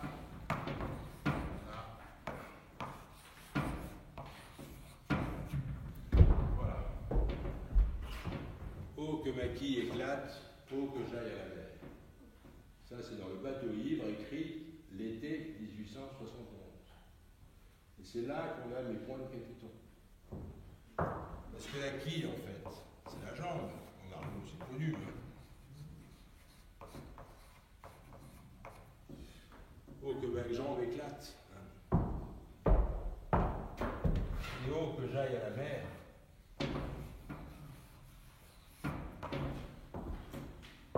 Ça, c'est les signifiants. Et les signifiés, et les points de capitaux. C'est-à-dire que là, il a écrit sa fin. Sa jambe va éclater et il va retourner à la mer. Et il va vraiment retourner à la mer. C'est-à-dire que quand il va retourner en France pour se faire opérer, etc., il va finir chez sa mère. Il n'y a que sa mère et sa sœur. C'est-à-dire, c'est pas elle va rentrer à Paris, non. Il va retrouver sa mère. Et à son enterrement, il y aura sa mère et sa sœur, point barre. Pas une personne de plus. Oh que ma quille éclate, oh que j'aille à la mer. Et ça, c'est 20 ans avant le vrai cancer. Bon, alors, ça veut dire, ouais, c'est un hasard, il a trouvé un vers parmi 2000 vers, etc. Ouais. Mais Lacan, il disait, le sens, c'est ce en quoi ça insiste plutôt que ce en quoi ça consiste. Et là, ça va insister. Ça va insister parce que dans ses poèmes ultérieurs, dans sa poésie, ben ça, le bateau ivre, c'est pas le premier poème, mais c'est au début. Il n'arrête pas il a des poèmes comme ça, j'ai mon fémur, j'ai mon fémur, j'ai mon fémur. Il parle de bec de canne fracassé. Il y a d'autres évocations d'os brisé, le juste resté droit sur ses hanches solides, enfin oui, que des trucs comme ça. Mais bon, vous pourriez ne pas vous en contenter, auquel cas j'ai de quoi vous satisfaire. Parce que dans La saison en enfer, il écrit là, clairement, il décrit. Je répète, on est en 73 là, hein. Il meurt en 91. Je reviendrai avec des membres de fer, il a une prothèse. Les femmes soigneront ces féroces infirmes, retour des pays chauds. Il écrit ça en 73. Ça veut dire quoi, ça, clairement, hein? Ça veut dire clairement que le cancer, il n'avait pas attendu février 91. Quoi. Il était dans le programme. Il n'y avait peut-être pas de cellules cancéreuses, hein, mais le ver était dans le fruit. C'est-à-dire que tout était en place. Il n'y a pas la moindre causalité là-dedans. Il y a juste une histoire. Il y a juste un discours. Et pourquoi on peut le pointer, le discours, ce soir, alors qu'on ne peut pas forcément le pointer si toi, par exemple, tu traites un cancéreux, hein, parce que s'il n'est pas mort, ton cancéreux, qu'est-ce que tu veux dire? Tu ne sais pas ce qu'il va devenir. Là, on a ce qu'on appelle un système clos. L'histoire de Rimbaud, c'est un système clos. On sait tout de Rimbaud, tout ce qu'on peut savoir, on le sait. Bon. Quand on a un vrai cancéreux, on ne sait pas comment ça va finir, hein, déjà. Et on se retrouve avec Rimbaud, comme tu es toi qui aimes les rêves, à savoir que tu peux interpréter un rêve, ou plutôt le discours sur un rêve, parce que le rêve est terminé. Le mec, il a rêvé, il vient, il t'apporte son truc. Tu vois, je veux te dire. Si tu pouvais, par une espèce d'artifice technologique, observer le rêve en cours, qu'est-ce que tu vas interpréter? Tu ne sais pas comment ça va finir. Tu peux proposer un truc et te planter, enfin c'est n'importe quoi. Alors que là, ton rêve, tu as un corpus, et tu vas travailler le corpus, tu vois. Là, avec Rimbaud, on a un corpus, on travaille le corpus. Et ce que nous dit le corpus qu'on travaille, c'est que il a eu le cancer réel, plutôt la réalité de son cancer, elle s'est, on va dire, elle est apparue entre 1891, enfin en février 91 et novembre 91, mais le réel, ça s'enracinait dans un réel cancéreux, en quelque sorte, ou au moins dans un réel de pathologie somatique qui était décrit, hein, depuis 73, même 71. Et c'est ça qui est très important. Hein. Et c'est ça qui permet de boucler en quelque sorte la boucle. C'est-à-dire boucler la boucle, ça veut dire que quand même tu lui mets un fantasme, celui de sa mère.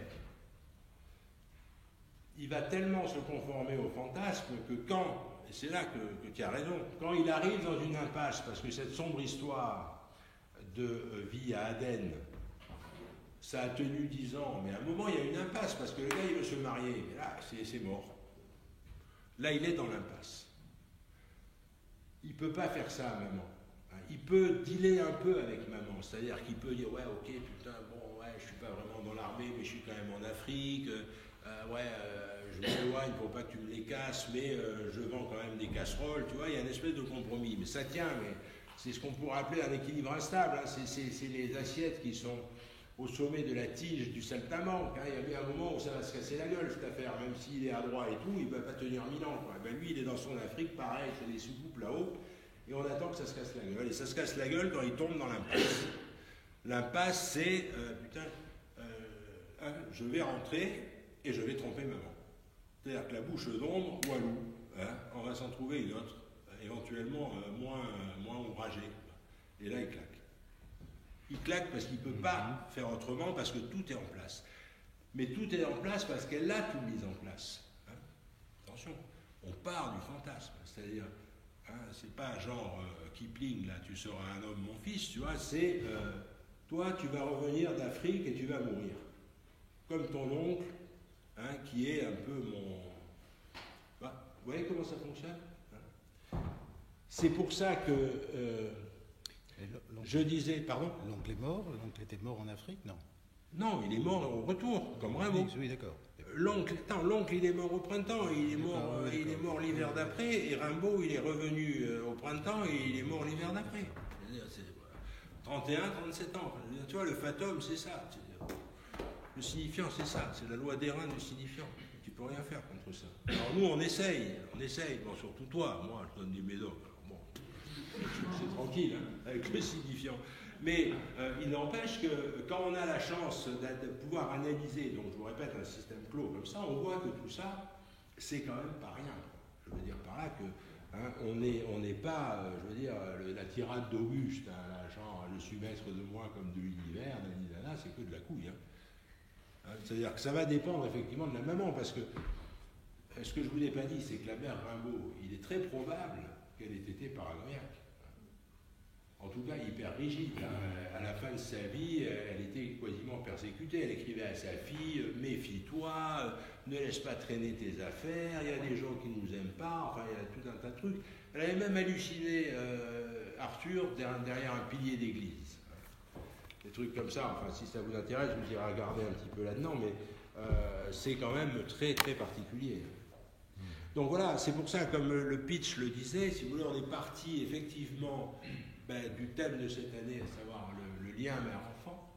On a montré comment, dans ce cas particulier, le lien, ça consistait, un peu comme le Mirmillon, de projeter sur le gamin un fantasme qui s'originait dans une histoire personnelle vachement lourde, parce qu'il y a de la répétition dans cette affaire. Hein. Et puis, d'un autre côté, on arrive à l'accomplissement d'un fatum par le biais d'une pathologie somatique lourde, qui a priori ne dure que quelques mois, mais qui en fait, on l'a vu, dure une vie. Voilà.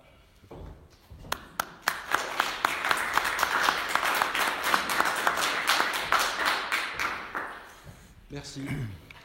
Merci Gérard.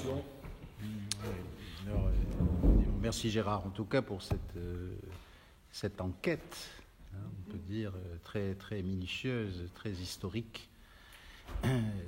C'est bon, j'ai du mal à m'imaginer qu'une mère paranoïaque, psychorigide, hyper maîtrisante dans le contrôle ait des fantasmes. Voilà, déjà à l'origine, qu'est-ce que c'est que cette mère qui a des fantasmes? Mais qu'est-ce que c'est ce fou qui délire? Non, mais je dirais, quand tu pars... Non, parce que tu pars... C'est imaginaire, quand même. Oui, mais ça c'était... Après, il y a délire, fantasme, etc. Mais ça, c'est une réalité, ça, le délire. C'est une réalité. Non, oui, d'accord. Non. C'est-à-dire que le fou qui dit qu'il est Napoléon, il a quand même un genre de fantasme que c'est Napoléon. Je ne sais pas si c'est un fantasme ou s'il est dans une néo-réalité. Voilà, c'est ça le truc. Oui. Moi, à mon sens, voilà. Je pense. Ils ne sont pas stériles au plan aussi.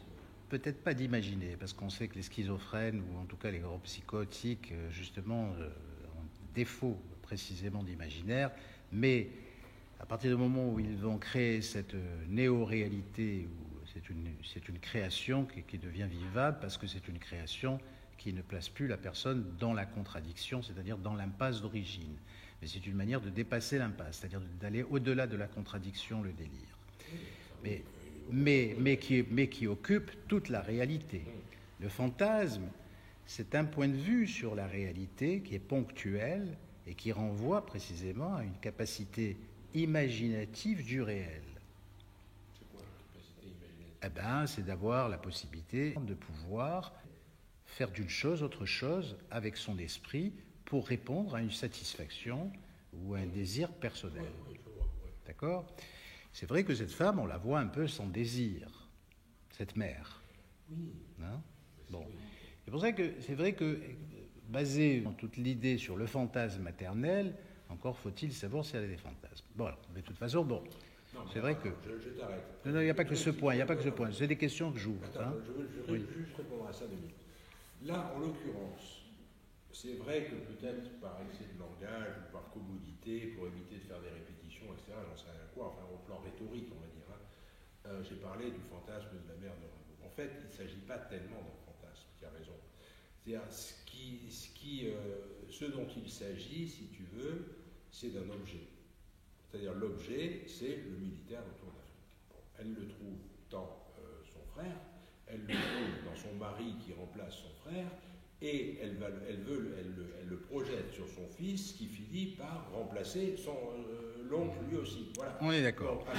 Bon, mais on s'en fout. Non, oui. L'idée, c'est que quand même, et c'est peut-être pour ça, c'est peut-être justement dans cette rigueur, dans cette espèce de, comment te dire, de rigidité, de psychorigidité, que vient Gésir sa structure par ailleurs. Mais ce que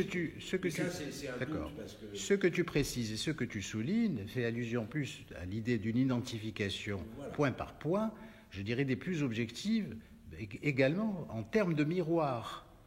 C'est-à-dire, nous sommes médecins, ton père était médecin, ton frère est médecin, tu seras médecin. C'est-à-dire, c'est la répétition du même. Mais c'est la répétition du même, il n'y a pas de fantasme. C'est-à-dire qu'on répète. D'accord ? Donc, ce n'est pas le fantasme, puisque le fantasme, il invente. Non, c'est important parce que peut-être qu'effectivement, cette histoire de viser le semblable ou de viser le miroir ou de viser, je dirais, la pure objectivité en termes de tu réaliseras ce que je veux réaliser moi-même, voilà. C'est plus quelque chose de la maîtrise et de l'emprise sur Arthur Rimbaud qui lui permet pas finalement à Rimbaud de pouvoir constituer ou construire sa propre identité, puisqu'il est dans les griffes surmoïques de la mer et qui finalement, il va finir par devenir la mer, à force d'être dans les griffes de la mer, il va avoir cette échappée à l'adolescence où il va être dans la production d'un imaginaire qui ne va pas tellement tenir, puisqu'il va revenir finalement et qui va ressembler à la mer du point de vue de sa névrose obsessionnelle, comme tu disais, ou du point de vue de pouvoir rentrer dans la vie de Monsieur Tout-le-Monde et dans la norme la plus classique, qui rappelle aussi celle de sa mère. Je verrai plutôt quelque chose autour de cette impossible différenciation ou de cette impossible séparation avec la mère, qui fait qu'il y a peut-être quelque chose de l'impasse là, dans la possibilité où ça va peut-être bloquer une sorte de fonctionnement. Tout ce que tu as proposé, il y a beaucoup de choses qu'on aimerait discuter avec toi, même trop de choses. Mais je reviendrai peut-être sur ces choses-là qui se consacrent à Lacan et que tu as utilisées. Alors d'abord, cette notion du réel. Pour résumer, c'est toujours la même phrase, c'est-à-dire la chose existe parce qu'on la nomme. Ça, c'est Lacan. C'est justement l'inverse. La chose disparaît parce qu'on la nomme. Oui. En termes de réel, c'est très important. C'est-à-dire la chose existe parce qu'on la nomme, c'est-à-dire qu'en fait, le fait de la nommer, ça permet non pas de faire qu'elle existe, mais ça permet de s'en accommoder, de la maîtriser, de construire quelque chose. Oui, mais on va dire sinon, c'est la sauvagerie. Voilà, mais on va dire plus précisément, c'est pas que la chose fait disparaître le mot, ou c'est pas que le mot fait disparaître la chose, c'est que la chose n'est pas le mot n'est pas la chose. Et quand on dit la chose, on divise le mot, et quand on dit le mot, on divise la chose. Donc quand on divise le mot en disant la chose, on divise la chose en disant le mot. Non, mais c'est très important cette relation, cette causalité circulaire qui est évidente, parce que c'est pareil avec l'idée de on le nomme parce que ça existe, mais pour le nommer, il faut que ça existe. Alors, écoute, moi je suis pas sûr que ce soit si réversible pour ça, je vais te dire pourquoi. Parce que comment veux-tu alors ? Prends l'éléphant, je veux dire, c'est très simple. Quand on parle d'éléphant, tu me parles d'éléphant. L'effet. J'ai lu un mot. Voilà, le mot. Non, mais on prend l'éléphant, c'est très bien l'éléphant. Ça trompe en plus. Et l'éléphant, c'est très bien, mais quand tu parles d'éléphant ici, bon, je veux dire, là où le mot tue l'objet, c'est que tout le monde ici voit l'éléphant. Tu vois ? C'est-à-dire que, bon, on n'est pas venu. Oui, mais c'est pas l'éléphant. Mais l'éléphant existe. Mais il le dit, ce n'est pas l'éléphant. Ça veut dire quoi ?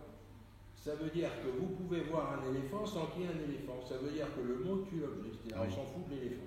Puisqu'on l'a nommé, il existe. Oui, mais et c'est là que je veux en venir. Il fallait qu'il existe. Réversible. non, parce que si j'amène un putain de véritable éléphant ici, ça rend pas du tout impossible de le nommer. Parce que tout le monde, oh putain, un éléphant. Donc ça va pas dans les deux sens. C'est-à-dire qu'en fait, prononcer le mot éléphant, ça évite la nécessité d'aller en chercher un, ou une image, ou est-ce que je sais, moi, dans la réalité, pour que vous puissiez voir ce de quoi on parle, alors que amener un éléphant, ça esquinte en rien on va dire le vocabulaire parmi lesquels il existe le mot éléphant. Voilà, c'est ça que je voulais te dire. Et ailleurs aussi. Hein. Le réel reste réel et actif. Donc il n'y a rien qui disparaît dans cette histoire, tu comprends?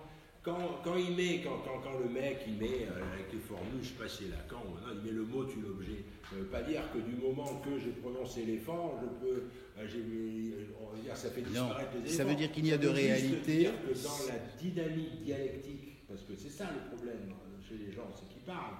Hein, on a, Dieu merci, grâce aux mots, on n'a pas la peine, chaque fois qu'on veut citer un éléphant dans le discours, d'aller se faire chier, d'aller aux zoos, en chercher un, c'est tout. Ça ne veut pas dire qu'il n'y a pas d'éléphant, ça ne veut pas dire que le réel, il est nul.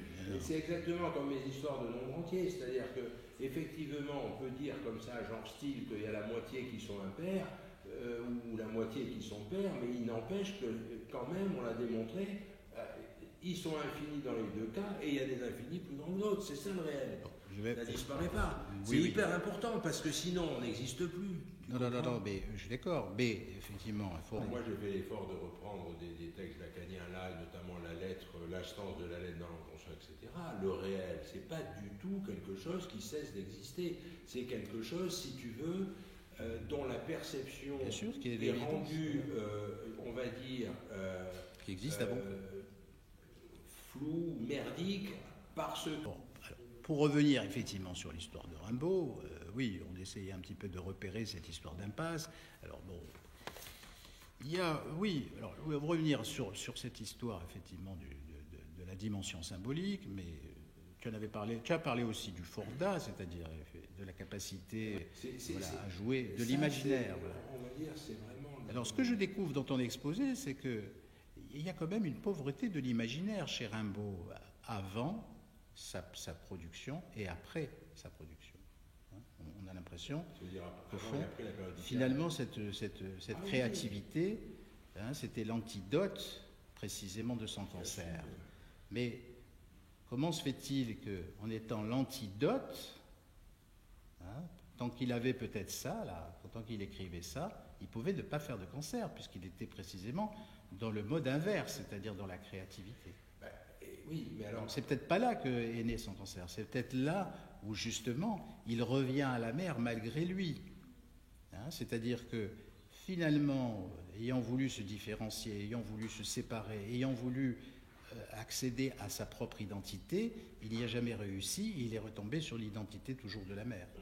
Ben absolument. Alors ça, c'est parce que moi, je pense que si tu veux, c'est pas si simple. Là, ce que cette phrase-là signifie, si tu veux, au sens propre du terme, c'est que, comme je l'ai dit, ce cancer est arrivé comme chez tout un chacun quand ça arrive, sur une histoire. Et dans l'histoire de Rimbaud, il y avait ça, qui pouvait penser qu'il y avait un bon. Mais le souci, c'est que la révolte a échoué, mais la révolte a échoué, si tu veux, on va dire, il ne faut pas déraper dans le truc de Grodec, avoir du sens partout, des déterminations partout, etc. La révolte a échoué parce que le personnage de poète de Rimbaud n'était pas crédible. Il faut le savoir. Il faut que vous soyez conscient que Rimbaud était strictement inconnu jusqu'à la fin du XIXe siècle, que Verlaine, qui avait besoin de pognon pour payer sa maison de retraite parce qu'il était ruiné avec Lucien Létinois, il a retrouvé des poèmes de Rimbaud et d'autres poèmes qu'il a fait éditer sous forme de plaquettes qui s'appelaient Les Poètes Maudits ou un truc comme ça par un certain Darzins en 1890. Et c'est comme ça que les poèmes de Rimbaud ont été imprimés, alors qu'avant ils n'étaient que manuscrits. Et il se trouve que l'image qu'on a de Rimbaud maintenant, nous ici en 2020, c'est l'image qui a été donnée par les surréalistes qui l'ont redécouvert dans les années 20, en disant que c'était un des premiers symbolistes, etc. etc. Mais sinon, il serait aussi obscur que des gens comme Cabaner, que des gens comme Albert Merat. Vous ne connaissez pas Albert Merat? Ben, c'est un poète, c'était un poète des années 18, du milieu du 19e siècle, qui était relativement connu à l'époque. Il avait un statut de poète. Hein, c'est comme des chanteurs qu'on a pu connaître dans les années 70, que tout le monde a oublié, tu vois.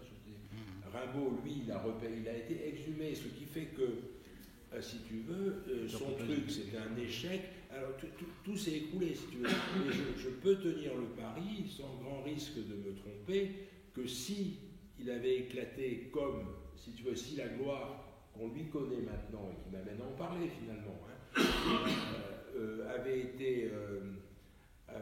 été d'emblée réalisé à cette époque-là, il ne serait pas forcément mort comme ça, tu vois. Ou pas au même moment, ou est-ce que je sais, tu vois ce que je veux dire. Il y a quand même eu, comment dire, le seul point qui vraiment a été déterminant dans cette affaire-là, je pense vraiment que c'est le projet ou le problème de la mer. L'ordre. L'ordre. Oui, c'est pour ça que, pour terminer, en fait, après on va laisser la parole à tout le monde, moi, je est un autre, moi je le prendrai à la lettre. Hein, je le prendrai à la lettre. Soit, effectivement, il ne coïncide pas avec lui-même, oui, mais soit il est la mer. Oui, c'est ça. Mais je suis d'accord avec cette phrase qui est, je dirais, peut-être satellite de son idée de poésie objective. Oui. Parce que si on applique l'idée de la poésie objective, on est obligé de le prendre à la lettre. Mais déjà, la poésie objective, c'est contradictoire. Hein, bon, poésie, c'est très subjectif. Évidemment, ouais. Non, mais c'est pour ça qu'on peut l'entendre à la fois de manière subjective comme de manière tout à fait objective. Donc cette phrase, elle est très importante parce que elle signe l'identification massive et totalitaire à l'autre. D'accord. Donc il n'y a pas, je crois, d'activité personnelle. Hein. C'est-à-dire, il est vraiment dans l'impossibilité d'exister. Ça, c'est son impasse. Voilà. S'il y a des réactions, j'imagine, hein, parce qu'il a proposé beaucoup de choses, on peut prendre par plusieurs bouts. Enfin, vous avez des questions certainement à poser à Gérard. Je voulais savoir, avez-vous fait votre thèse? Pardon? Sur qui avez-vous fait votre thèse? J'ai fait mon mémoire de psychiatrie sur Rimbaud. C'est ce que j'avais appelé à l'époque un essai de pathographie, où là c'était quelque chose où c'était vraiment une observation psychiatrique, où j'ai pris l'humeur, l'angoisse, les fonctions supérieures, etc. Quand je le relis maintenant, ça m'arrive, justement pour préparer des trucs comme ça me paraît un peu scolaire, mais ça n'a rien à voir. En fait, ça m'a permis effectivement de faire connaissance à la fois avec Rimbaud en tant qu'homme, parce qu'à force on finit par, à la fin, j'ai l'impression de l'élucider aussi comme sa mère. Et puis les textes, de pouvoir argumenter, comme je l'ai fait ce soir, sur le personnage. Mais, en fait, c'était moi, c'était mon mémoire de fin d'études de spécialité, duquel j'ai gardé un bon souvenir, c'était intéressant à faire.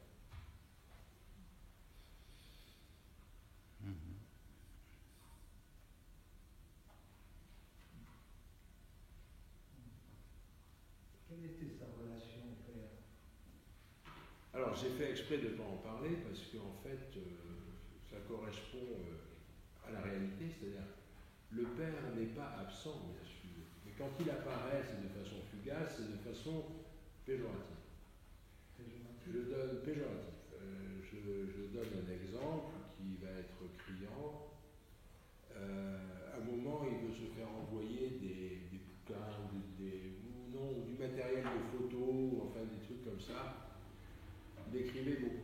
sa mère et en lui demandant, on voit des bouquins, on voit des trucs, et à un moment, il a demandé à sa mère de lui envoyer les grammaires arabes qu'avait écrit son père. Et il précise, mais envoie-les comme papier d'emballage parce que ça ne vaut pas le port. C'est-à-dire qu'en fait, ce qu'il faut comprendre, c'est que les colis étaient taxés au poids. Et il ne taxait pas. Alors, il avait demandé à sa mère de les déchirer pour en faire un genre de papier d'emballage, de façon à ne pas payer. Ça ne vaut pas le coup de payer pour ça, quoi. Alors, il y a déjà ça. Après il développe dans sa poésie des figures paternelles, ou au moins des figures des figures masculines qui sont assez péjoratives, hein, qui parlent à un moment d'un remembrance d'un vieillard idiot. C'est un poème un peu compliqué, parle du bout noir et dur de mon père, des trucs comme ça. Il parle de brutes épaisses comme des bûchers, il avait raconté à Delahaye, qui était un de ses amis proches, une scène où sa mère et son père se disputaient et ils se jetaient l'un à l'autre un genre de bonbonnière en marchant comme ça, hein, des trucs. C'était pas du tout mon père, ce héros, quoi. Hein, mon père, ce héros au sourire si doux, je sais pas quoi, enfin le truc de Hugo. Non, il n'y avait pas. Et oui, alors bon, et surtout le silence. C'est-à-dire là, j'ai du mal à citer autant la mère, vous voyez, elle est connue, elle a écrit, nana, le père, rien. Alors soit il n'a rien écrit, soit la mère a tout jeté, soit le fils a tout jeté. Enfin bon, je veux dire, si la documentation, les documents concernant le père sont inexistants, par rapport à ceux concernant la mère ou la sœur ou même les collègues de boulot de Rimbaud en Afrique, qui sont, il y en a beaucoup dans la Pléiade, hein. Il n'y a rien du père, rien. C'est parce que tout a été foutu en l'air. Bon, alors, c'est probablement par la mère, parce que Rimbaud, lui, il a demandé des grammaires arabes, donc il devait savoir qu'il en restait. S'il n'y a plus rien, c'est que la mère et Isabelle ont tout viré. C'est pour ça que la question oedipienne, elle reste aussi très floue et très marginale dans ce contexte. Alors moi, je verrais par contre, par rapport au mythe d'Oedipe, une autre idée, c'est-à-dire qu'effectivement, il faut savoir que avant que Laios, c'est le père d'Oedipe, est soumis à un oracle qui va lui dire « tu auras un fils qui va naître et qui va te tuer ». Ce qui veut dire qu'il y a déjà, avant la naissance même d'Oedipe, toute une paranoïa chez le père d'Oedipe. Tu vois, c'est comme Rimbaud. Non, parce que la paranoïa, elle ne vient pas de là. Elle vient peut-être de la mère Vitalis qui a 5 ans, quand elle voit sa propre mère mourir par un enfant. Ouais, bien sûr. Voilà. C'est peut-être ça qui est.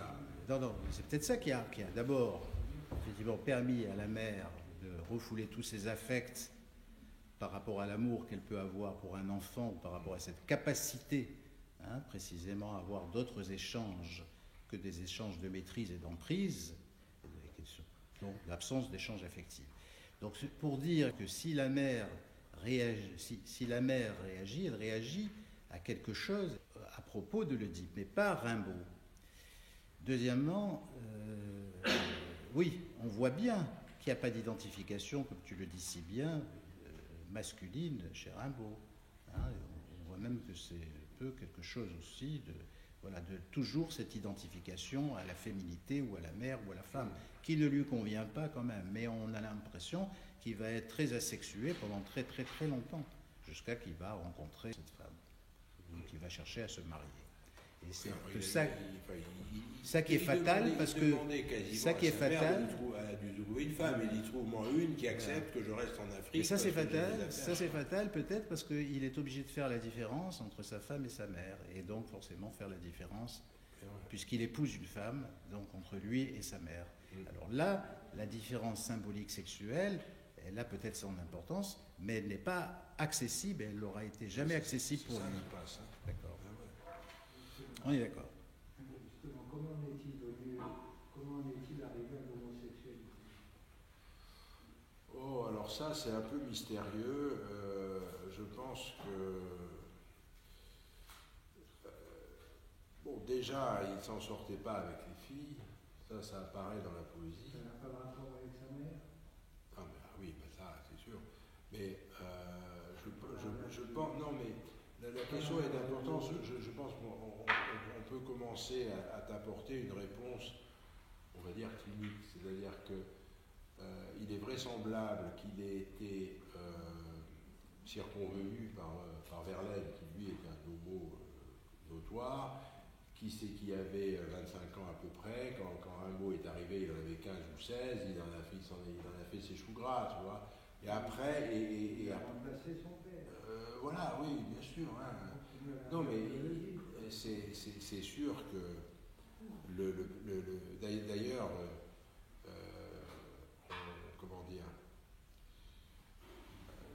quand il a été en Afrique, ce qu'on a su il avait des relations très filiales avec ses employeurs, avec les bardés, bon, je ne vais pas détailler tout ça, parce que je pense que ce qui est important, en tout cas, c'est de voir qu'il n'y a pas de figure paternelle qui ont fait le poids face au désir de la mère. Parce que j'en ai pas parlé dans ce truc-là.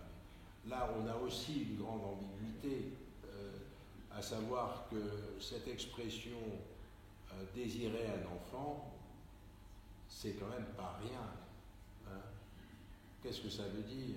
Qui désire qui? Le désir d'un enfant, je veux dire, on désire avoir un enfant, ou on désire un enfant au sens où je désire ma voisine, enfin tu vois le truc, quoi.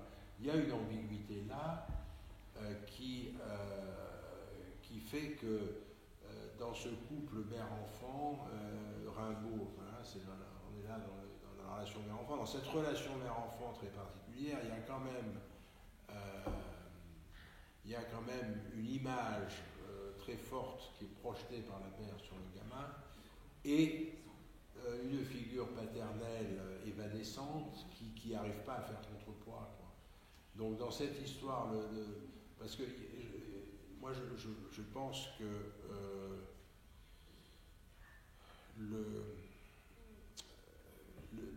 le manifeste de Vitalie Rimbaud, c'est effectivement une femme très sévère, mais le latent, elle devait quand même avoir, en termes stricts de désir, de pulsion, etc., ça devait quand même être quelque chose. Il faut être puissant, il faut que des choses de l'ordre du désir ou de l'amour, ou appelez ça comme vous voulez, soient puissantes pour en arriver à faire mourir son propre fils. C'est vachement violent, c'est pour ça que je vous disais, c'est une histoire pleine de bruit et de fureur, parce que là, c'est violent ce truc. Hein. La poésie de Rimbaud est violente, hein, de toute façon. Si vous y replongez, vous verrez, il y a du bruit et de la fureur dans cette affaire. La saison en enfer, c'est quelque chose. Hein, et justement, là, il y a un moment où il débriefe sa relation avec Verlaine, pour répondre à ta question, où on se rend compte qu'en fait, quand il dit « j'ai aimé un porc », ça montre bien l'échec, là aussi. Hein, je veux dire. C'est merdique, c'est merdique. Il part, il est amer, ce mec. D'ailleurs, dans toutes les lettres d'Afrique, il n'est pas déprimé parce qu'il est très actif, mais il est triste, il est amer, il traîne son échec, là. Hein. Même quand il dit qu'il veut se marier, on voit que c'est presque il veut se marier parce qu'il est temps, il a l'âge, enfin il n'a pas envie, quoi. On ne sent pas quelque chose de lui. Tout son kiff, c'est de marcher et de gagner du fric. C'est ce qui apparaît dans la dernière partie de sa vie, dans sa correspondance. Il est dans l'agir, il est dans l'opératoire, pardon, comme on dit. D'accord. Il est 10h, on va devoir terminer. On vous remercie et je vous dis à la prochaine.